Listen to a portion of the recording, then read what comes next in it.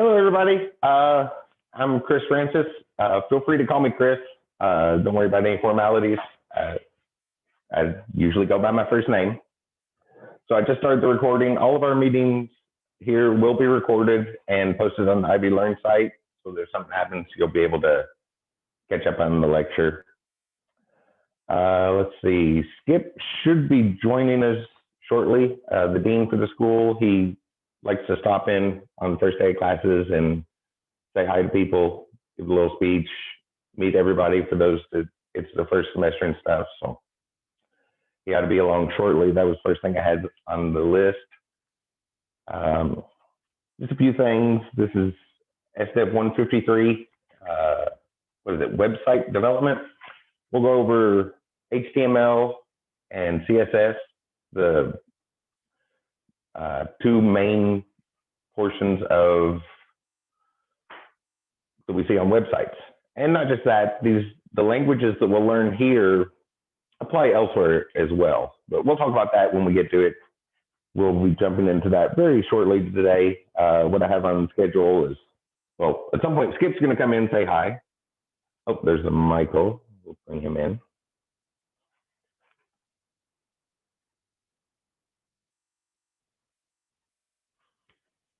Hello, Michael. Oh, the audio's not on yet. Whenever his audio kicks on. So yeah, Skip's going to stop in and say hi at some point. And we'll go over the syllabus, and then a brief bit of what I put on the notes is history and protocols, the background stuff about information, about the internet and transfer of information between computers. Just a little bit of that, and then we'll jump right into coding. So by the end of the day, today we'll be doing our first example and get that stuff started up. Another thing, I know every instructor is a little bit different. Feel free to unmute your mics and turn your camera on. I would prefer to see people because sometimes I'll ask questions and it's nice to see head nods or maybe confused looks if I need to explain something in more detail or something. So I like to see people if you can turn your camera on. And yeah, feel free to keep your mic unmuted. I have a big chalkboard behind me. So this has just been my jam at home. This is where I've done my math for years. It's coming really handy since going to the virtual format. But hey, Joe. Sorry. Hey, Joe. That's all right.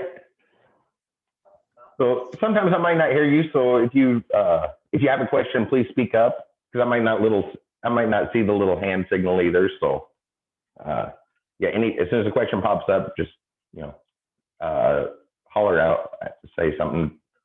Go ahead and ask it.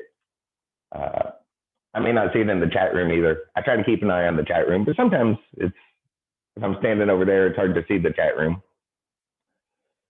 But well, I'm not sure when Skip's going to be here, so I guess we can start looking at course policies and the syllabus and stuff.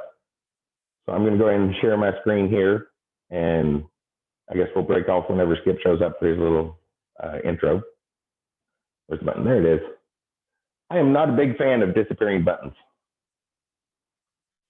I really dislike that about Zoom, how the buttons just disappear and you have to re-look for them every time.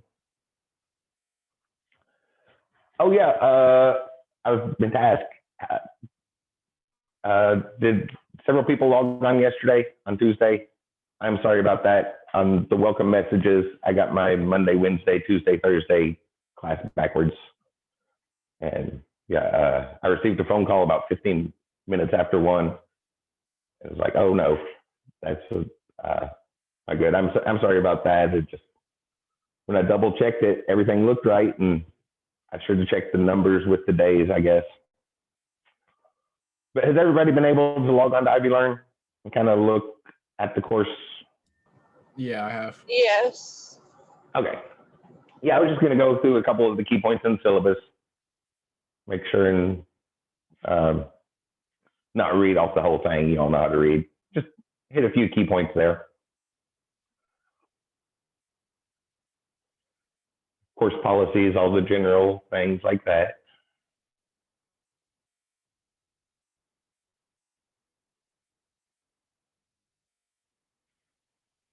Which, yeah, if you've been on the course, you've seen there's a big button, get right to it. You just hit syllabus, check all the policies, things like that. So right here at the top is my contact info. That's my phone number, and text messages are a little bit quicker. Text messages and Ivy Learn messages, things you'll send from the inbox feature, those make a noise on my phone. So either one of those I will get immediately if you have any questions. And office hours, I should point out, on Sunday afternoon, I found that's the time that a lot of people are working on their homework. So I do office hours from 4 to 5, but it is in the chat room. Over the navigation links at the left, you'll see one for the course chat room. It's just a basic chat room. There's nothing too fancy going on with it. Type some words, hit enter. I think most people are familiar with chat rooms anymore. But this is where I'll be from 4 to 5 on Sundays. If you have any questions and would like to meet up, and we can jump on a Zoom meeting at that time as well. The reason I do it in the chat room instead of the Zoom session is because I have more than one class, and I can only be on one Zoom meeting at a time. So that's what. So office hours are 4 to 5 on Sundays. And anytime you have a question, just let me know. Yeah, like so many people these days, I'm sitting at home all the time. So usually to jump on Zoom is a matter of carrying my laptop into the other room and jump on and help within a couple minutes time. Some other offices, the supervisor, I think several of y'all were in Lloyd's class when I filled in for her one day last fall. There's her contact information. Some other ones. Oh, I didn't notice this. This needs updated. Cliff White, if anybody knew him, he passed away last weekend. He's been the educational technology support here at Sellersburg for many years. And it might have even been Monday they sent out the email with the bad news. I'm not even sure who took his place, but yeah. So I will change that name. Sorry, got a little distracted when I saw his name there. It was like, oh. Wow. So moving down here, disability support. Y'all can read this. One important thing that a lot of people miss, especially if you're just starting out here, is in high school. If you're coming from high school, they would have taken care of all the disability stuff for you. Excuse me, it's automatic there. But here at the college level, you do have to fill that out. So if you need any sort of accommodations, make sure and contact them and get all the paperwork filled out, and they'll contact me and let me know what needs done. The tutoring, Student Success Center, there's help for lots and lots of subjects.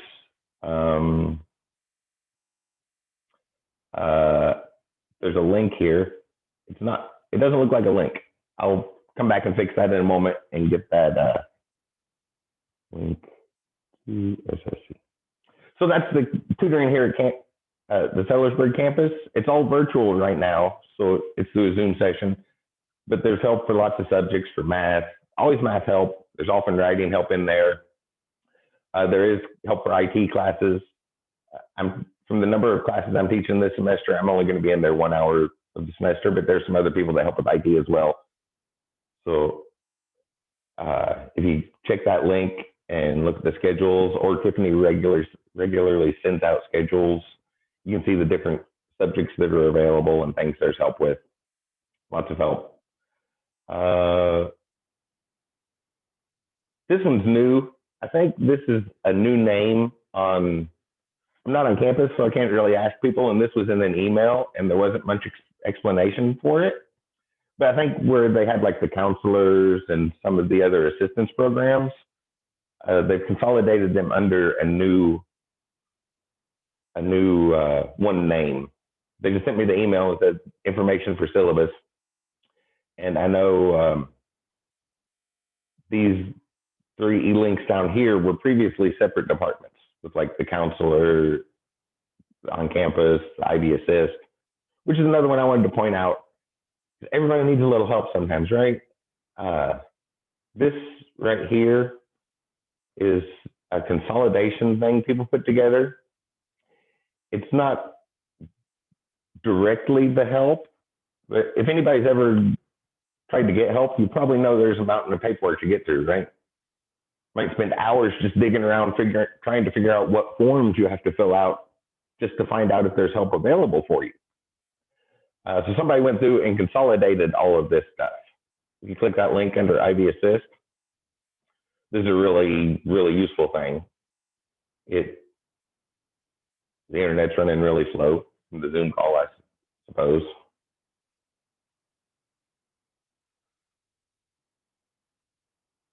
Hopefully it won't take too long, but it's a consolidation. It'll link you directly to all of the help that is available in your area. So you put in a zip code, like I'm in Clarksville, so 47129,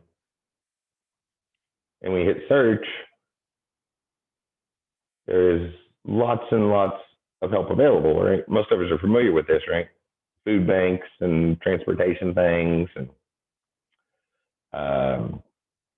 let's see. So I'll click on transit. If you need help to pay for a gas or help making car payments, this is a consolidation of all the forms and paperwork and a list of all the help that is available, so that you can find these things if you need them. A very useful thing. What else is there? Programs that help pay for gas to and from school and things like that.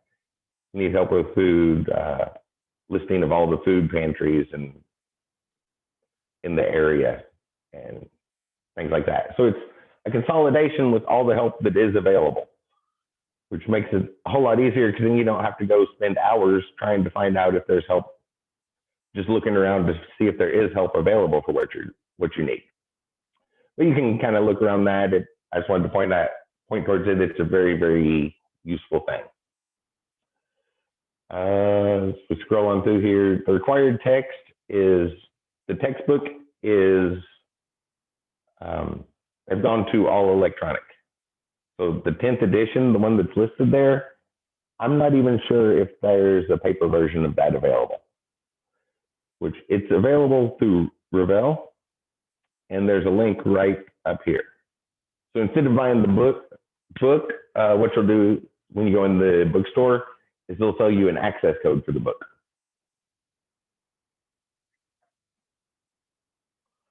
Don't forget to mention the thing with those of us who got shipped books and it's the wrong edition. Oh, yes. Yes. I was actually going to show one. He's talking about like these, right, Joe? Yes. So you have the 9th edition as well. Yeah, because okay, Jiv, did you get that sent to you in a nice little package? Yes. A bunch of junk like that? Yeah, so did I. That is the right book for the PHP class, second 8-week term. But yes, for the 9th edition there, the only difference is chapter 7. I went through, the content's all the same. The homework assignments are still basically the same. There might be some change typos or little things in there, but if I know you have the 9th edition, I have the 9th edition. We so I can just go with got that. an email from Lloyda. We actually got an email from Lloyda, I believe, following up about the books that we could get them back to the bookstore, and You get an access I think code. that's what the email said. Okay. I think so. The only difference is chapter 7. I guess I better check my email. And yeah, part of chapter 7 is the same. Everything else in the 9th and 10th edition, is the same. So the only thing you'll really need the 10th edition for is chapter 7. And usually with these online ones, there's a couple days you can get a like 2-week trial before you have to buy 2 weeks on or something. So you might be able to work something out where you can use the rest of the book, the 9th edition, and then just get chapter 7 off this online one. But as far as the book, with it, I think I want to keep mine just so I can have it on my bookcase. I know I paid for it already, but I think I'm going to keep it because I'm sure I can use it. Oh yeah. There's some good reference material in there. The appendices at the back are nice consolidated reference, and real books are nice. But as far as this class, you'll just click this link for Pearson Ravel, and those who have an access code already from the bookstore, or you can buy it right from Pearson there. That's where the textbook will be, all of the readings and assignments. And the Pearson stuff's kind of nice. There's like that instant feedback thing where there's little quizzes and checkpoint questions and things as you move through the chapter. It includes a lot of video and a lot more multimedia interactive things. Like some of the examples of code will only be partially filled in, so you can fill them in and get instant feedback while you're reading the book. You can just click that to get right to the book. Yeah, publishers seem to be moving away from paper books. Some of the latest ones, I think, might not even be available in paper. Like, I'll go into ebook stuff. So we spoke to the syllabus, course outline of record. Guys, so this right here, this course is set up to be two lecture, two lab. So there will be a lab portion every day where we spend in some time. Basically, what I'm trying to get at there is we're not going to sit here until 4:50 every day. Well, ish. We'll go through a lecture and some examples and stuff, but then some of the class period is going to be counted as lab, where the Zoom session will end, but I will keep my setup here. So like my chalkboard here and stage lights that are shining on me, those are in my gym, not my office. So after we finish our lecture, I will keep the setup here so that if you have any questions, you can either send me a text message or an Ivy Learn message. Both of those will make noise on my phone, and I can jump back on Zoom call within a minute or two's time if you have any questions. So even though we might not necessarily be sitting here till 4:50 with, on the Zoom call every time, my setup will still be here at 4:50. I'll still have my microphone turned on until then so that I'm ready to jump back on if any questions arise. So it'll be like lab time, like it would be in a classroom. This next one, down at the bottom of the course learning objectives, I always like to point this out. Make sure you read through those, maybe not necessarily today, but near the end of the semester. And not just for this course, for all of your courses. It's like this list of 12 things here. This is the 12 things you're supposed to learn from this course. So other things that this class might be a prerequisite for, when you go in there, they're going to expect you to know these things. So not just this class, but in all your classes, near the end of the semester, always make sure you check that list of major course learning objectives and make sure you feel like you learned what you were supposed to learn out of the class. That can be very important moving forward. Y'all can read this list. I guess I should point this one out. This big long acronym here, WYSIWYG. That's short for what you see is what you get. That's the drag and drop sort of software for putting web pages together. I think a lot of people have seen those things before, right? Where we just drag the mouse around, like Google Sites, where there's a very limited number of things you can do. You drag your mouse around and it just generates the web page for you. That probably also includes CMS sites, content management service, or did I say that backwards? Either CMS or CSM, like WordPress, where it's a little bit different. There's a lot more mouse movement to put the stuff together. And the reason that's specified on here is because this course is part of the curriculum to learn to make those things. So we want to try to avoid that, but that's what you see is what you get software. Oh, there's somebody come in. I'm going to stop the screen share for just a second while I admit her. And Skip still hasn't shown up. Latasha.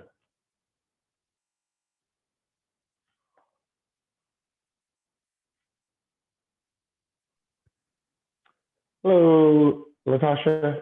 We're just kind of going over the syllabus, getting started. Skip should be coming in to say hi at some point here. Of course, policies, y'all can read. I'm just going to hit some high points. Oh, here I put Monday and Wednesday. Yeah, so once again, I'm sorry about that message. I got my welcome messages backwards for anybody that logged on yesterday from that email that went out. It said Tuesday and Thursday there, but hopefully you saw on this, the schedule says Monday and Wednesday. So it's 1 o'clock on Monday and Wednesday that we will be meeting. And yeah, obviously everybody here was able to find the Zoom session so far. There's also a page.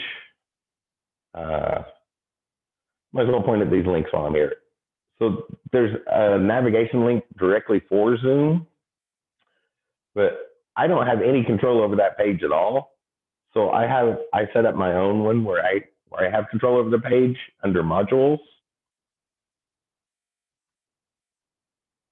With the internet running really, really slow today.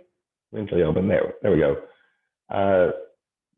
These two links under resources, you'll see one for the course Zoom room, which has the information, and this is where all the recordings will be posted. So if you show up late one day and want to catch up on the first few minutes or something, as soon as the recording comes out, which usually only takes a few minutes, usually within 20, 30 minutes or so, I'll get the email saying the recording's ready, and I will post it here on this page under modules. And there's not a whole lot there yet, but might make some videos along the way, some pre-recorded videos.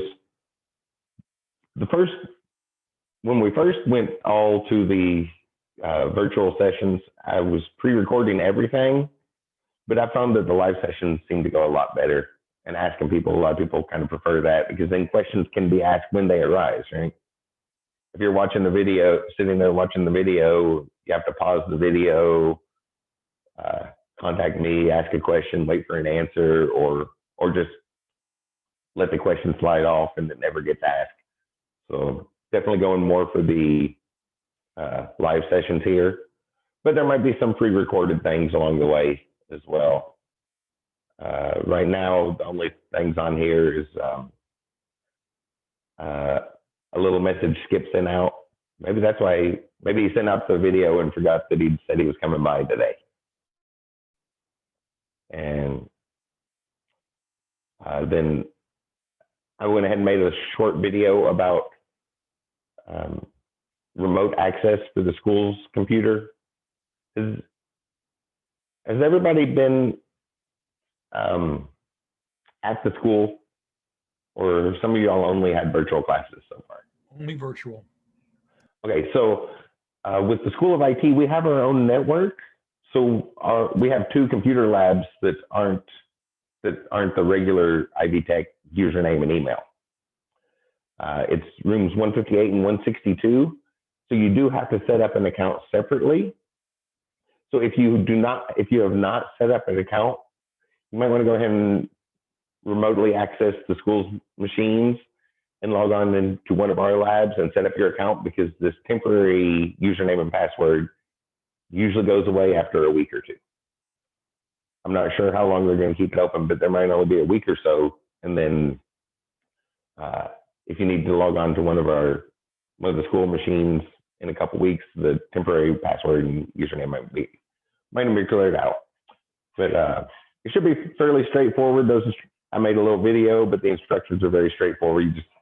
There's a link, click the link and log in and you can access any of the school's machines. And rooms 158 and 162 are our computer labs.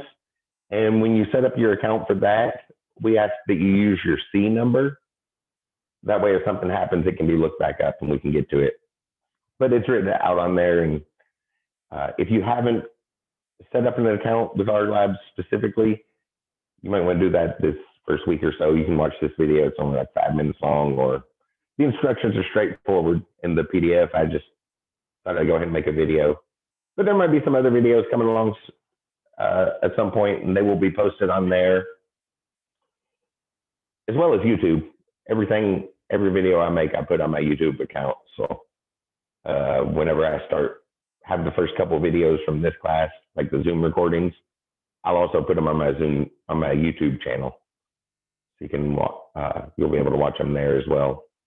And I'll put the links there. So where was that? Yeah, so we're all sitting in front of computers now, but this still counts as a face-to-face class. This should be happening in the classroom. It's just it's not really working out in the modern world, the current state of the modern world. So it still counts as a face-to-face class, and kind of expect it to be treated like a classroom. That's why we have the scheduled time and everything. I think that was the default grade policy. You can look at that. So due dates in my class are a little bit different than some of your other classes. You might be used to classes where like everything's due at Sunday night, right? Everything, no matter what it is due at the same time. And schedules change in my class. So, well, for one, I always make sure there's a chance to ask questions before turning homework in. I remember sitting in classrooms before, or trying to ask a question about homework and get a response, something like asking class, and it's like, the homework's due the very first minute of class. If I wait to class to ask the question, then I can't put it on the homework. And that always frustrated me a little bit. So there's always a chance to ask a question. So any homework will be due after the next class period. So this is a Monday, Wednesday class. So the week 1 homework here will be due next Monday at 11:59. That way, if you have any questions, you can ask in class on Monday. There's a point deduction if it's late, and a computer is applying that deduction.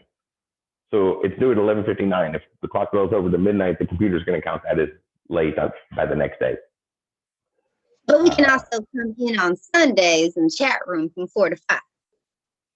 Yes, that's an even better idea, because then you have lots of time. But yeah, so homework and quizzes are on that schedule. Exams, however, I think we have a midterm and a final in this class. Exams are a calendar schedule. Exams are 12 a.m. on Sunday until 11:59 on Saturday, which I will send out several reminders as we get close to that, and then a couple more reminders through the week about that. But exams match a calendar. And homework, anything labeled as homework, you can turn in until the end of the semester. There's a late penalty on it, but the assignment won't close. Quizzes, anything labeled as a quiz, you will have 1 extra week before the assignment will lock. So you can turn it in late for 7 more days. Anything that has to do with like setup assignments, so we have those here in week 1, where we have to set up a domain host for our websites to go on.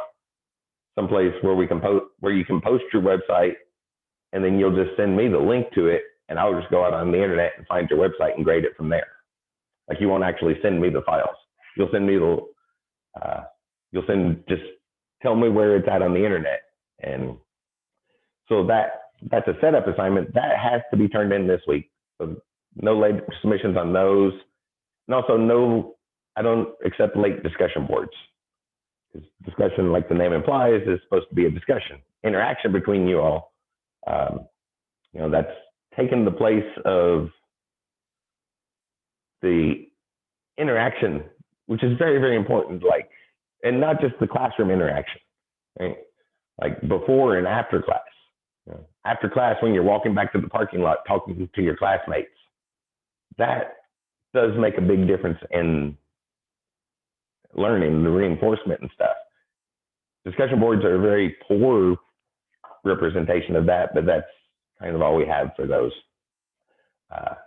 So please participate in those. And there's a topic every week, but it's discussion. So if you go off topic, that's fine with me. If you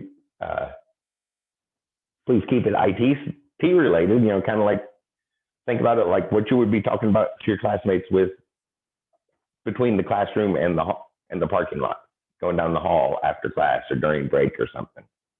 And those sort of discussions are very important for learning, and they're kind of missing in online environments. So the discussion boards are the best we have, but I don't accept late discussion boards because the class is going to move on to another discussion for next week. So if you miss the discussion, the discussion's missed, kind of like if you weren't in the room when something was being talked about, you missed that discussion. So make sure you get the discussion boards turned in because there's no late submission on those. And there's not a lot of points on each one, but they do add up over the course of the course. And yeah, so the big one is, the big change is exams though. So just keep in mind that exams are on a different schedule than everything else. So I will send out lots of reminders that week. I kept the default makeup policy from the generic Ivy Tech syllabus in here, but I'm pretty laid back. I understand that things happen. Just let me know if something happens. I'm usually willing to work with people. I understand very well that stuff happens. Sometimes life takes priority. Life shows up as other things that should take priority. I'm a big believer that family should definitely have priority over everything else. So I understand how family issues pop up and other, life happens. So if you get behind on stuff, just let me know.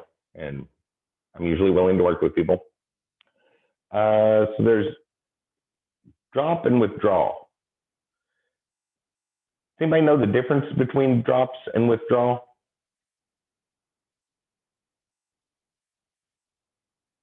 I know that one of them, if you do it within a certain time, it doesn't affect, you don't have to pay for it. Is that the withdrawal? Yes, that's the drop. The drop is like you never took the class. It's gone from your records and everything. But you only have a couple days to do that. That's a drop. That's for like when you accidentally register for the wrong class and be like, oh, I didn't mean to take that. To go and change like the first week. So up through January 25th, you can drop the course. And then on January 26th, I will turn in the names of anybody that has not done anything. Like if you haven't shown up to a Zoom session, so obviously that doesn't apply to anybody here today. If you haven't turned in any homework or anything like that, if I haven't heard anything from you about the 26th, I'll turn those names in and they'll assume that people, aren't taking the class at that point. And the drops, it's like you never signed up for the class. It's not on your records or anything. When you withdraw from a course, which you can withdraw up to the end of February, it looks like there. When you withdraw from a course, it still shows up in your transcript that you took it, you just didn't finish it. So a couple of different notes there. Oh, there's somebody coming in. I'm gonna stop the screen share and let him in. And if you're wondering why I stopped the screen share for doing that, maybe I was doing something wrong, but last summer I was teaching a Informatics 109 course, and every time somebody would show up and I'd hit the admit button while the screen share was happening, it wouldn't actually admit them into the meeting. It would just stop showing me the button. So since then, I always make it a point to stop sharing the screen and make sure that people actually come in the meeting. That was a little awkward when I found that out. So I guess the first couple times it happened, people were nervous and didn't want to say anything. And so I didn't realize it happened. When I found out, I was like, oh, that's not good at all. All it does is just kind of stop showing me the button. Hello, Blake. We're just kind of going over the syllabus here. Some key points from that. In general, everybody in here is an adult. If there's any high school students, you're expected to act like an adult. So, everybody knows how to be responsible, be nice to each other. be respectful with any communications in the course. I guess the political season's kind of over now. It's wrapping up this afternoon. I think most people are aware a classroom has to be a neutral environment, right? Everybody's welcome in the classroom. So the political season's pretty much over for the next couple of years. But it's going to roll back around in a couple of years. Just keep that in mind. Classrooms have to be neutral. Everybody's welcome in the classroom. So things like politics have no business in the classroom. Unless it's a political science class, and even then, usually current politics have no business there. This one, I left the default message in there. It says I will, you can expect a response within 36 hours. I'm one of those people that checks my email like 20 times a day. So if you don't hear from me in 6 or 7 hours, something bad might have happened. But I'll usually get back to people very, very quickly. And there's lots of ways to get a hold of me. So text messages, well, my phone is always in my pocket. Text messages, phone calls, and the messages from the inbox and Ivy Learn will make a noise on my phone. So those are definitely the quickest way. Email, put something in the chat room here, any social media sites you find me on. Any way you can find to get a hold of me is fine. But there is an official communication. That's the inbox here on Ivy Learn. So anytime there's communication, if possible, try to repeat it in the inbox for record keeping. Like if you send me a text message, that's probably the quickest way to get a hold of me. But I delete my text messages about once a week. So those won't be kept around for any records or anything. But any way you can find to get a hold of me is acceptable. Let's see. Oh yeah, then some assignments and grading. Y'all can redo that stuff, see what's up with the course. A big part of it is a final project where you're gonna make a website and just make a big, huge website. I think the topic for it's due in like week 3, I believe. So you can start thinking now, if you don't have any ideas yet, maybe start thinking about a topic of what you want to make your website over for the final project. Okay, there's the syllabus. And still no skip. So I assume that, I'm guessing he might have forgot, or he sent out a message. So maybe he sent out that video. So under modules and resources, there's a section, I think it's on the page for video resources. There's a little message skip sent out for everybody. But yeah, I thought he was going to come in today. So maybe he'll come in later. There's plenty of stuff we can do to get started though. Let's see. What time is it? 1:39.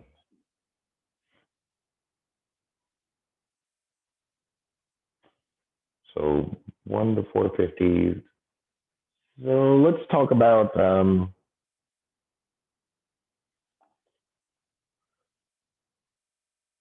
guess jump into the little content, and then we'll talk about text editors and get started.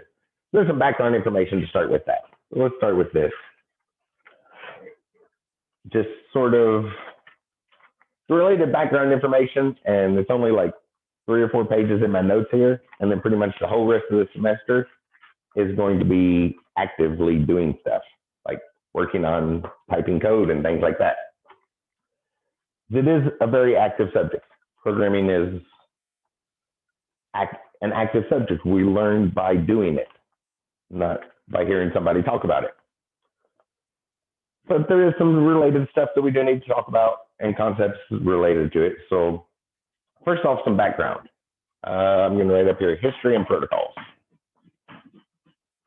History and protocols.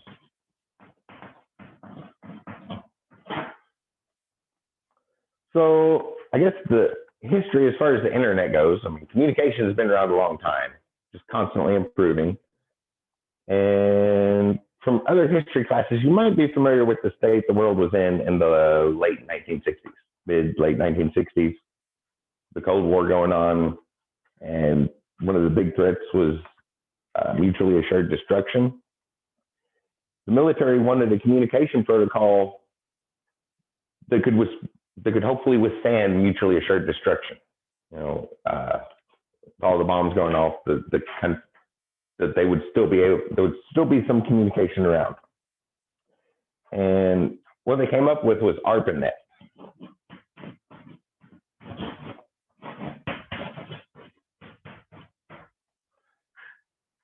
Advanced Research Projects Agency Network. And I'm going to write here the part that most concerns us from that is the Internet Protocol.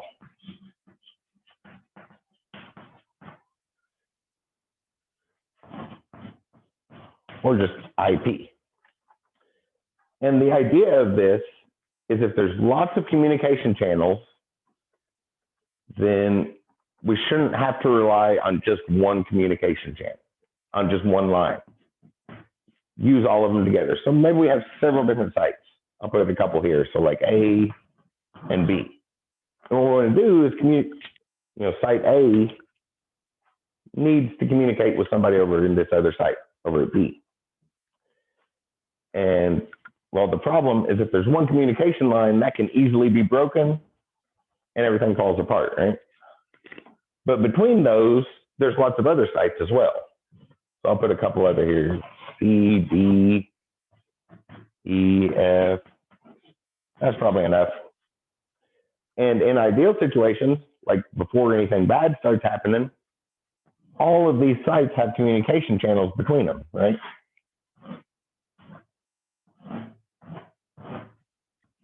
So there's this big network, all these different communication lines where everything is directly connected to everything else. And Internet Protocol makes use of all this interconnectedness. So if site A needs to send the communication to site B, instead of taking just this choosing a route and sending it straight down, that's like a phone line, right? We pick up the phone, we dial a specific identification number, and there's that locked in communication channel. Well, what A's going with Internet Protocol, the basic idea is instead of deciding where to send it to, it's going to label where it needs to go. So it's going to say this information needs to go to site B. And then it's going to contact every single thing that it can communicate with. So it's going to send out a communication to every single site out here. Well, it's almost common language anymore. It's going to ping every other site it knows about. And the first thing that responds to that ping is where it'll send it. So maybe if A sends out a general ping to every machine, every other device it can communicate with, maybe site C is the first one to respond. So A says, okay, there's a line to C. So it sends it to C. Now that package is over here, and it's still labeled that it's where its destination is. So like 2B from A. Kind of ran out of room there, but kind of like on a Christmas present, right? Where they put those tags on there, to somebody, from somebody. That information is included. So site C now has this and knows that A is trying to get it to B. So now C is going to ping everybody it knows about. It's going to send out a ping to every other site available. And whichever one is the first one to respond, it's going to move that send that packet to that first response to see what it is. So just kind of just gets shuffled down the line, which maybe sometimes it could go backwards, right? maybe D's the first one to respond. I think I got off on the alphabet here. Oh, that was an E. That's why. Sorry. Too many lines everywhere. That's an E. That's a C. So A sent it to E. Then the first response E gets is from D, so it sends it back up there. And maybe site D is closer to B, but when it pings everything, C is the first one to respond. So it's going to send it to that first response. And it keeps bouncing around like that with the source and destination clearly labeled so that every place along the route knows When it where bounces around like that, does the history stay with it? So like in the beginning, you said like if it went from A to E, then it would say to B, but does it keep any, when it's going to another site, does the information stay with it where it's been? In a lot of cases in the modern world, yes, but not by definition of the protocol. We're able to add that. So it's often added. When you take a networking class, you'll learn about this in a lot more detail. There's a whole lot of information because there's a second part coming up to this that'll make a difference with that too. But so that's kind of a yes and no thing. It doesn't have to, but it often is. Because that would fall more into like cookies, right? No, cookies are something different. We'll talk about cookies. Okay. Cookies are on the final client, the result. So a cookie is stored on the client. So like B would have a cookie so that when it gets over here, B would have a cookie that knows it's communicated with A before. Okay. And that sort of thing. And it just kind of bounces around like that. And that's Internet Protocol, which this isn't a networking class. That's just kind of the basic idea. That's the fail-safe for mutually assured destruction back in the day. We have all these different communication lines, so let's just try them all. Just try all of them, and if any of them are still open, we can still use that one. And that's the basic idea of Internet Protocol. That's the first part of how it communicates. And somebody just came in the waiting room, so maybe this is Skip. Paranormal Skeptic. Does that sound like Skip? No, that's actually me. It gave you my YouTube name for some reason. Oh, okay. I was connecting on my home computer. I'm finally home. Sorry. Okay. But yeah. it's sounds me. like sounds like the wind has stopped. I have to change it name. Okay, so with all this bouncing around, Chris, Yes. let's say that with all the mutual destruction, or B is the site that's dead. Eventually, it's got to figure out that, I don't care how many times we bounce around, we can't get to B. So what happens? Yes. So that's getting into that's getting into something what you'll learn in the networking classes. So a little beyond our scope, because this class is about that information being sent. But yes, it would eventually give up. There is a timeout, or after so many bounces, it would just be like, yeah, like you said, it would eventually realize that site's dead when nobody can communicate with it. Is that what you were asking, Joe? Being a child of the Cold War, yes. Yeah. So this is like a hopeful thing. So that hopefully there's still some communication going through. And again, this is oversimplified because this class is about this piece of information we're sending. Just going to quickly cover how it gets sent. And it was quickly realized that all the redundancies and stuff in there make that a good way to send information, with a few drawbacks. And the drawbacks were addressed later. There were a number of things come along because, well, here you can see every place I was drawing that little box to represent our data that we actually wanted to send, I drew one box. That could be a lot of data, which causes its own problems when transmitting it. So one of the best alternatives that showed up early is a transmission control protocol. which is a mouthful, so we just say TCP. And the idea of TCP is break it into pieces.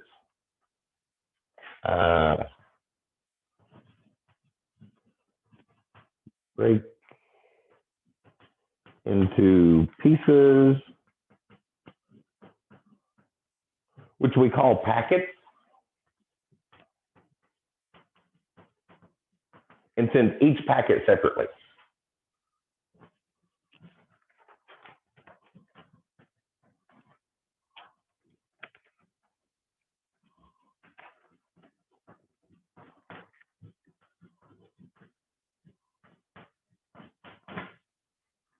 So instead of one great big giant chunk of data going across the network, we break it into hundreds, maybe thousands of different pieces, and each piece then follows the IP protocol, internet protocol. So each piece finds its own route through the network to get reassembled on the other side. And there were a lot of other ones along the way, because TCP has a lot of overhead, so it was not feasible, and only the most expensive equipment could keep up until about the mid-'80s. And around the mid-'80s, it wasn't as bad. It still took high-end equipment because it has to, it can be kind of complicated to break a large data set down into small chunks and then reassemble it on the other side. So there's a lot of overhead that comes with that. But by about the mid-'80s, also cabling was a big issue. But nowadays we have Cat5 cable running everywhere, broadband running up and down our streets, fiber optic. So we can send a lot of data. But back in the early days, it all had to go across the phone line. So we were very, very restricted about sending data that way. So it was very expensive and not really feasible about till the mid-'80s. But TCP, it's easy to deal with. Instead of one big complicated thing, we have lots of little simple pieces. And then we just send them, each piece finds its own way through the network to get reassembled on the other side. Because this also includes some error handling as well, but that's getting into the network stuff you'll learn in the network class. But the basic idea is once these pieces all get sent through there is a checksum in TCP. There's at least some basic checking going on. At the very least, like parity checking. That parity referring to like odd and even. So it would know that if there should be an odd number of ones or an even number of ones coming through. So that if it's supposed to be an odd number on every packet of data and an even number you get an even number of ones, something went wrong in transmission. So with these two combined, TCP IP, we send small chunks of data, send small chunks of data independently through a network.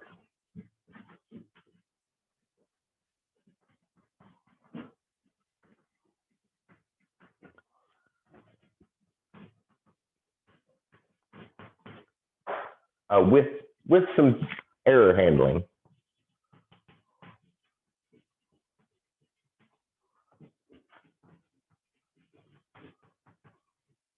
Not super fancy error handling.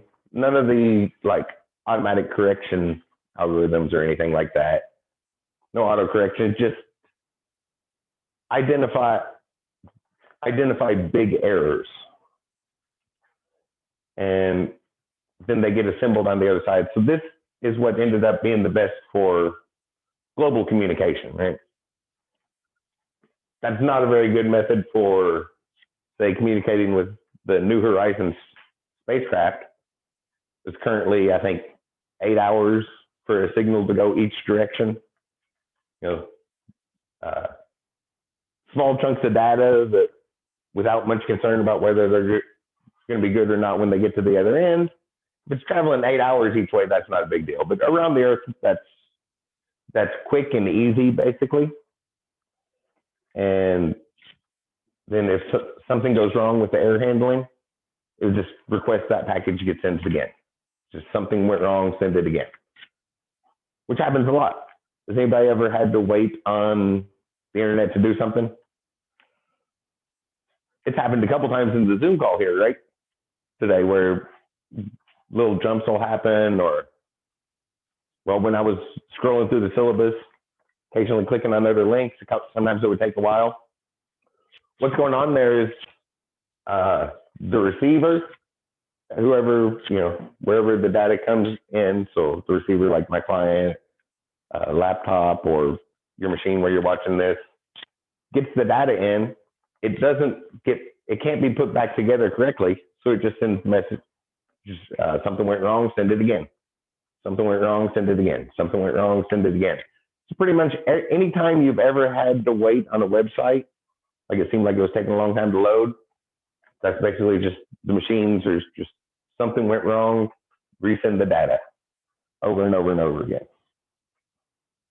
Yeah, so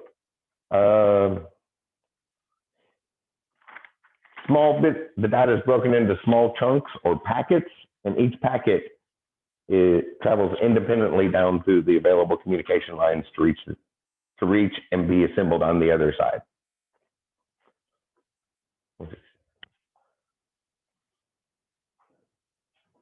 Does all that make sense? Any questions? Right. Is it okay if I erase this side over here? Okay. No, I always like to ask that before I erase the board. I remember sitting in many, many classes myself, trying to keep up on notes, and then suddenly the notes would be erased from the board. Or the absolute worst is when the lecture continues while the board's being erased, and then there's just a big gap in the notes. So that, yeah, by mid-'80s, TCP and IP had come together. I say the technology hadn't really kept up, but really the limiting factor that finally broke through was the cables. We had better cables than just simple phone lines to send lots of data down communication lines by then. But the early 90s was the biggest change, and kind of what we're actually studying in this class.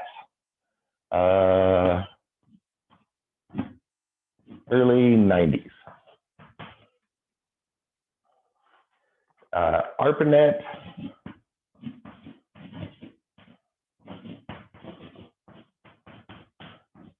Arpanet had actually become the internet. I'm going to write "the" in capital letters.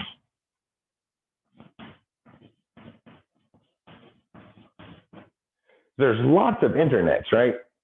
As far as networks, we have lots of different types. We have just like interstates and intrastates. An interstate is the ones that go between states, like I-65 goes, well, right here close to where I live, goes between Indiana and Kentucky. But maybe, but it goes across more than one state. Whereas an intrastate is inside. Same thing with intra-network. That's inside. So like the network inside of one building is an intra-network. And we don't have it much with roadways. There's also extra, which means outside. If I can spell it correctly.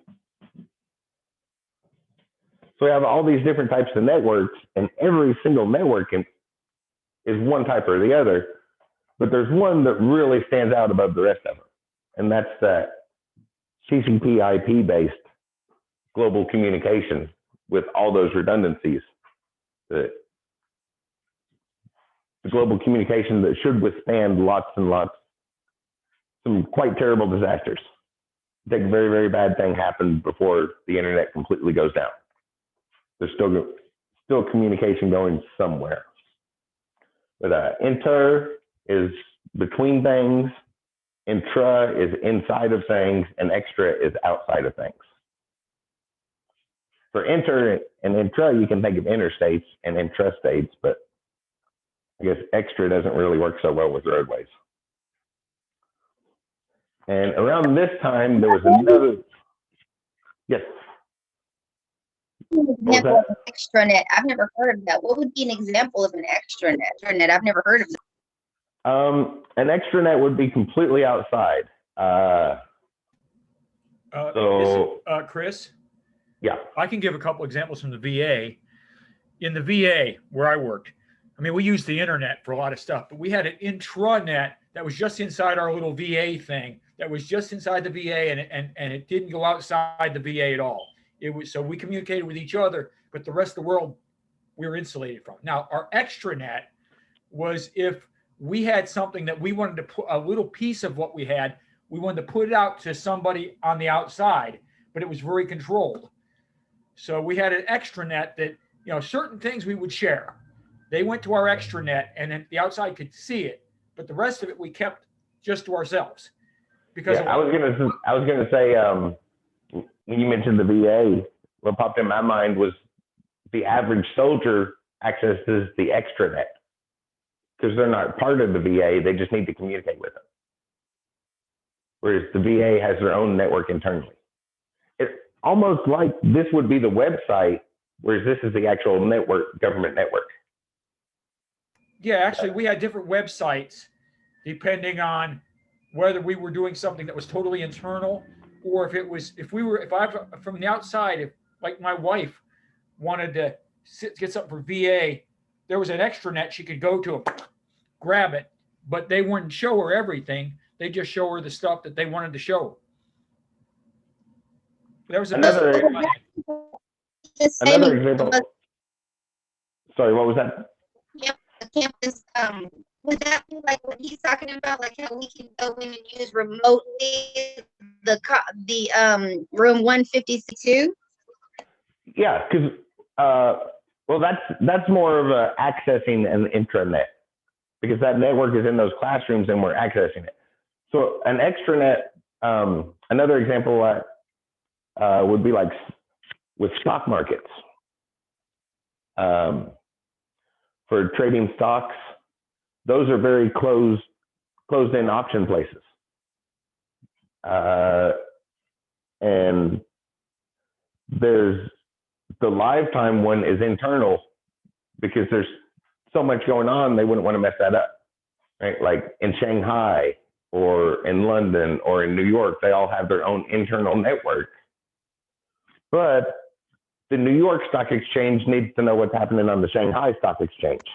That makes sense when you said that, because going back to what Joe said, so they have specific information, but we may not want to share all of it with China, just like he said it with the VA. I mean, Privacy Act. So he's saying that, from what I understand, that if they have the information that goes out, but then they have another entity that actually makes sure that when he says controlled, to make sure that only specific information goes out of this sensitive. Exactly. Yeah. So it's completely outside, so that you can control what happens out beyond your own company, where the information goes and things like that. Yeah, I was just throwing that word up there. If anybody's a networking person, you'll learn about setting those up in much more detail. For us in this class, we're more concerned with the data that is going to be sent across these networks, and in particular, the internet. Because there's another change that happened around this time. That was slow. It slowly became that over the course of 20 years or so. But then in the early 90s, a big change happened. Is it okay if I erase this side? Get this out of the way.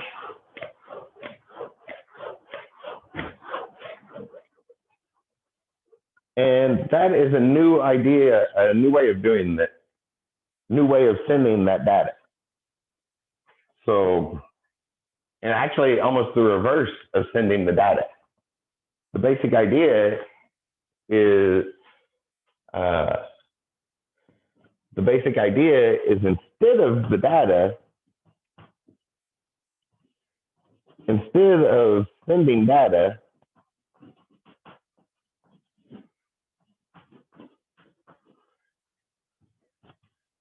just send the location of the data.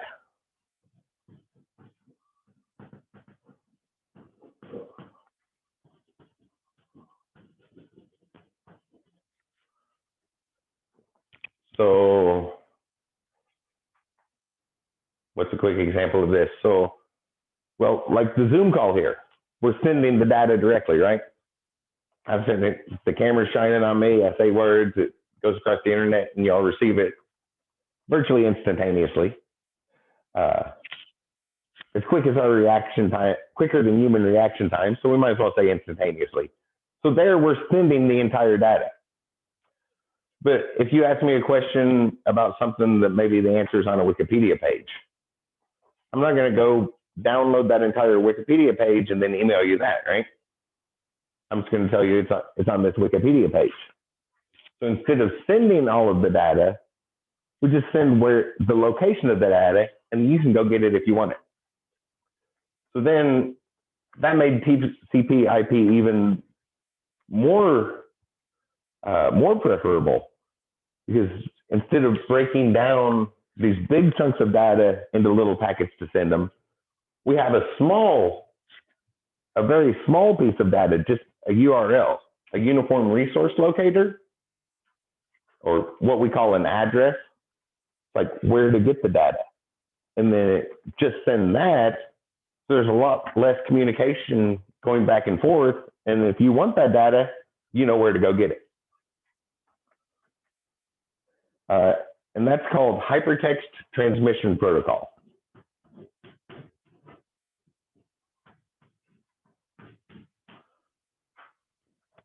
I'll write this T capital. Hypertext Transmission Protocol.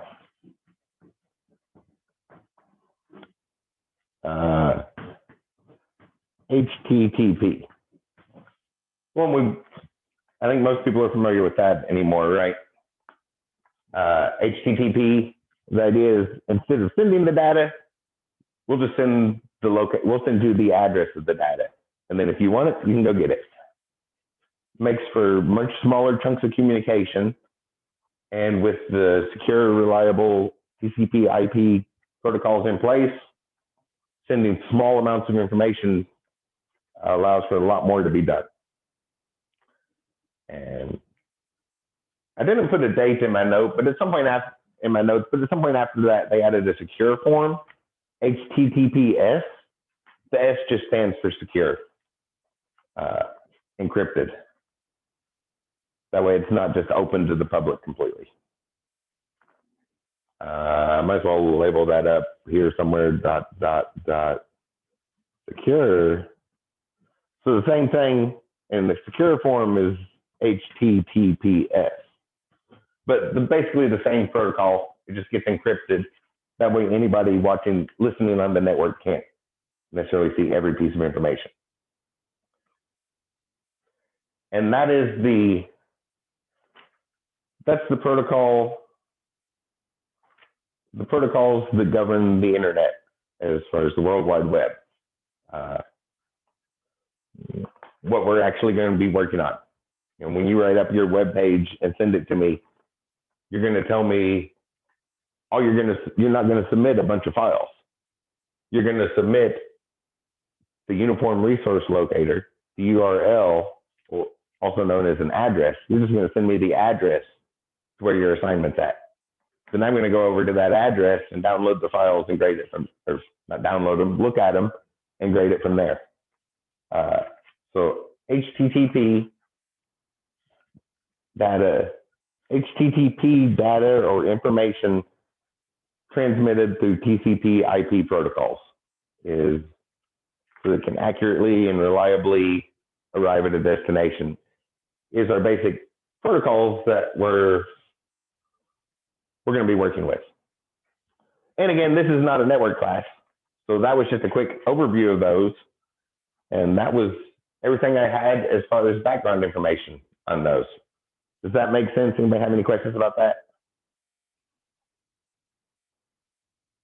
I see some heads shaking those. So yeah, for those who showed up a few minutes late, I like to see people. So if you can turn on, if you don't mind, turning on the videos. I'm not going to insist it, but I like to see head nods or looks of confusion and things like that. And and obviously I'm standing over here, so I might not see any of the little hand gestures or the chat room, which the chat room's not even open right now. So if you have any questions, just speak up. Speak up or wave at me, something like that. But that's kind of the background information. Does all that kind of make sense? It's not a networking class, so we're not diving very deeply into it. Just an overview of how it goes. And the main idea is this right here, the hypertext transmission protocol. Send the location of the information, not the information itself. It makes the communication a whole lot easier. So what time is it? 2:11. So now that's all the background stuff I had in the notes. So pretty much the rest of the semester, we're going to be doing stuff. We're going to be making web pages, which is programming. And so before we go take a break, there's something, the main tool we're going to need, right? When we write our code, we're going to be doing that in a text editor, right? So we need to choose some text editors. So has anybody worked with text editors before? Have any in mind that you like? Okay, so I made a little, I made a list earlier today. Let me, I'll attach it to the chat room and then I'll pull it up.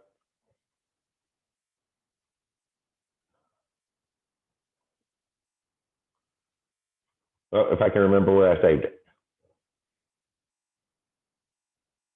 Only other school stuff. Oh, list of text editors, there it is.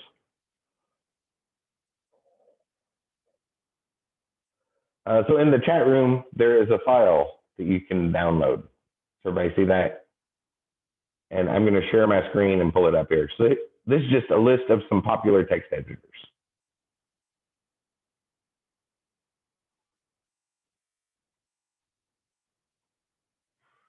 I did send that, right?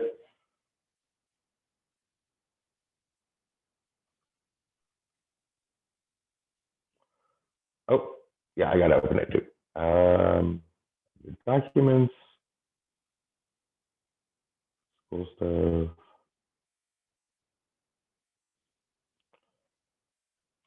So usually when we write our code, computers have their own language. Most people are probably somewhat familiar with it, right? I think I know several people have had SDEV 120 before. She either had me for it or were in Lloyd's class that day I filled in for her. So computers are working in binary code, but we're humans. We work in English. So we usually write our code up in sort of a kind of a crossover. There's a mess of symbols and they go in weird orders sometimes, but there's some symbols we would recognize, words and symbols we would recognize. So we use a text editor, and we don't need fancy stuff like, we don't need Microsoft Word with all that formatting and things. We just need a basic text editor. So for the most part in class, I'll be using this one, Notepad++. I'll probably use some other ones as well along the way, because the reason I always use Notepad++ is because unlike a lot of major text editors, it has a zoom feature. So when we were in the classroom and examples were projected on a screen, being able to zoom in and out was really nice. It was very advantageous because it's kind of hard to read text from the back of a classroom.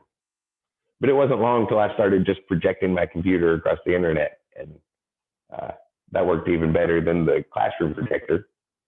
But here's a couple popular ones that I put this list together this morning. I'll be using Notepad++. And so here in a few minutes, we're going to take a break, and then we'll come back and do some examples. So you want to make sure you have a text editor to work with. Atom.io is a very popular one. Brackets is another, it's become very popular. I really like Brackets. The one I put on here on this list, Sublime, there's an evaluation period. I think it's not actually a free one, but there's an evaluation period, and I've used that as a free one for I think like a year until my computer died, and I just never downloaded it. Yeah, I've been using the free evaluation one for 3 or 4 years, but so it lasts for a long, long time. But technically, I guess if you're going to make money with it, you probably should, probably want to pay for it. But Sublime is a very, very popular one. A lot of people like that. It's very straightforward. I may jump back and forth between them. You just need the basic text editors.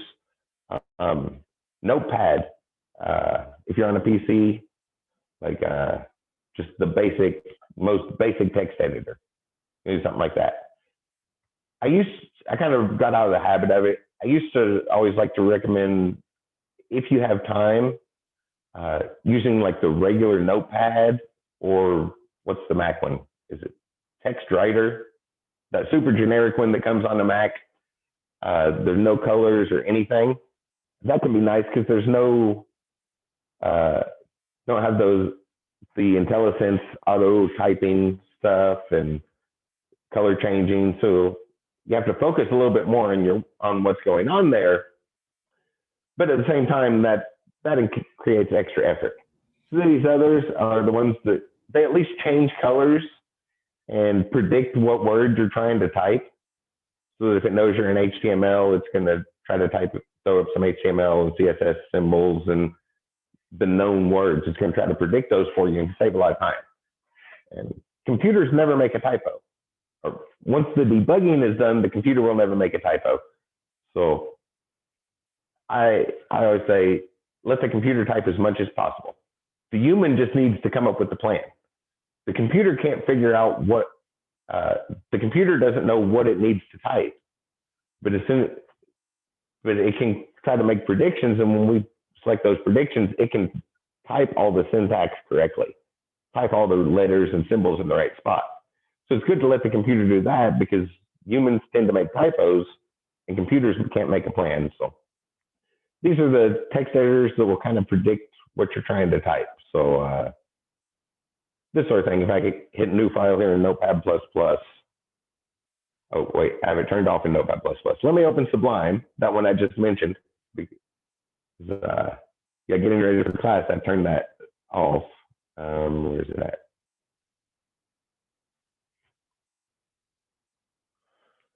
So I think I have to save something so it'll predict it. Right now, it doesn't know what language I'm typing in, but if I type HTML,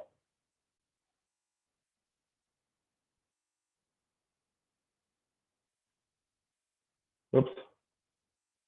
Let me put that someplace I can save. That'll work. So notice when I start typing, it tries to predict what I'm typing.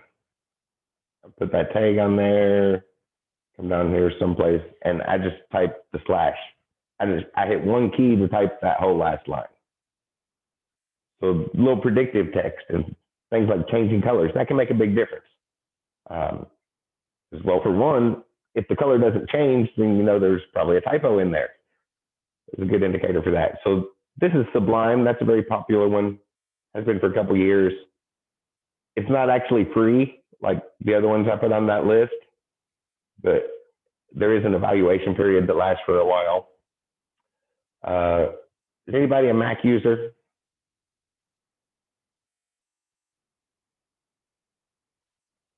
I don't hear anybody say yes. So these two that I put on here, I have heard very good things about, but I'm not a Mac user. I can't afford that. Macs are way out of my budget. So on these two, I have heard good things about them, but I haven't personally used either one of those. But as of lately, those seem to be the two most popular ones. and they're for Mac, so I would be surprised if they're free. There's Text Wrangler, which is a step up from Text Writer, available for Mac people as well. And anybody on a Chromebook? Oh, everybody say yes. I guess everybody's on a PC. Text and Carrot are some very, very nice text editors if you end up on a CodePad. The last one I put on the list here, these are all things from the store. Text Editor is a browser extension.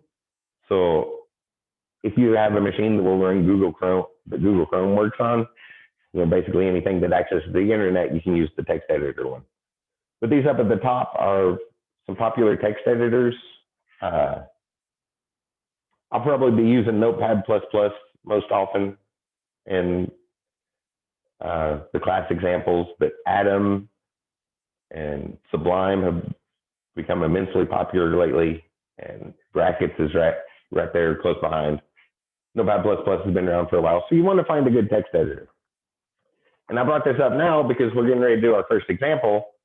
So you want to make sure and install one of those pieces of software, have one of those on there before we do that example. So we're going to take a break here in a moment. And yeah, I'm just kind of talking slowly so you all have time to install that. Text editors are small, right? This is just Unicode, straight Unicode in and out of the machine. So it's very small software. You shouldn't need a restart or anything from installing those. But you'll want to make sure one of those is installed. And then after the break, we will get started in the first example. Anybody have any questions? Your microphone's muted, too.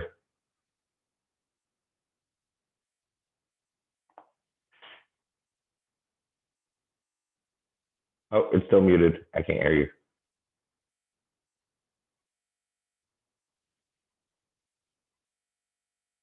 Is it not unmuted? The screen so I can see what you're writing. What time do we need to be back? What's that? Sorry. What time do we need to be back from break? Oh, I was going to say maybe 10 minutes. Does that sound good for anybody? Yeah, hopefully have a cup of coffee upstairs. And I'm getting kind of thirsty after talking for an hour, 20 minutes straight already. So I'm going to grab a cup of coffee. And so 10 minutes, so 3:33. And if you can, try to install one of those, get one of those text editors. Was everybody able to download that list and see the links on it? Yeah, it's just basic text editors. We don't need anything fancy, just the most basic Unicode in and out. And that's where we write our code at. So after the break, we'll get started writing HTML code. So I will see you all in 10 minutes, or yeah, a few minutes. I'm just gonna go grab the cup of coffee and come right back down here. But yeah, so let's take 10. Oh, and I'm gonna stop the recording while that, stop recording.